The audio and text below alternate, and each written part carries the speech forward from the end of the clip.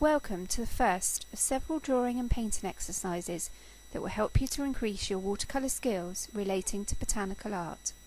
The materials that are required for this exercise include a sheet of hot pressed watercolour paper taped to a drawing board around all four sides, paintbrushes sizes 3 and 6, 2 water pots, a cotton rag or a kitchen roll, and a 2H pencil.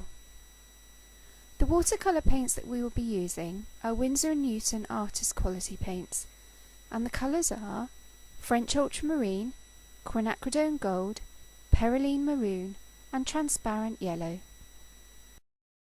I have taped a small aubergine or eggplant to my drawing board. Remember, if you are right-handed, have your subject placed on your left and your main light source from the same direction, and vice versa if you are left-handed.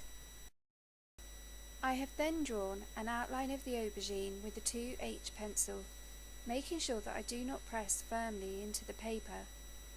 I have also marked the position of the highlights, leaving the space for the highlights bigger than they actually are.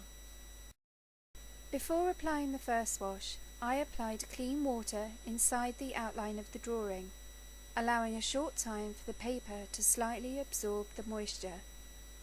The first wash was then added using a mix of French Ultramarine, Perylene Maroon and Quinacridone Gold with a size 6 brush.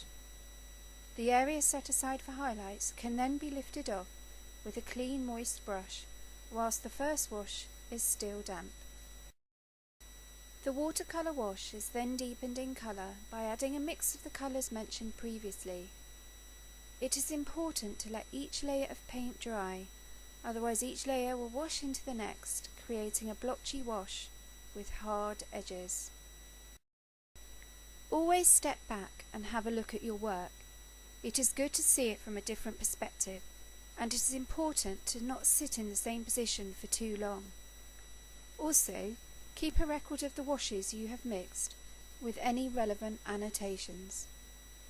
Further darker washes are applied, and before the paint dries the edges are softened to ensure that in this case the edges of the highlights are not too defined.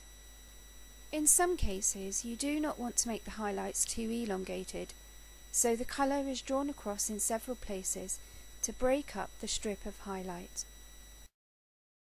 You can see that the painting of the aubergine is starting to show form through varying the colour depth of the washes, thereby representing tone. Once the main washes have been completed, the stalk is painted using a mix of French Ultramarine and Quinacridone Gold. The same applies as before. Let each wash dry before applying the next.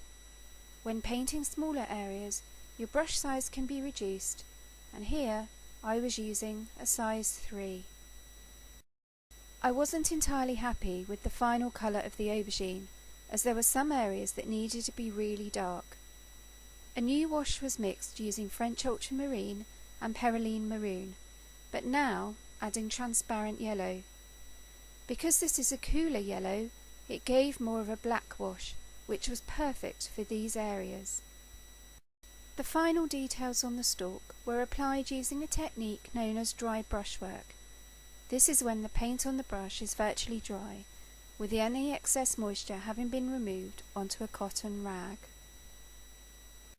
This method of creating highlights using watercolour paints can not only be applied to painting vegetables such as these, but to many other botanical subjects such as leaves, petals and stems.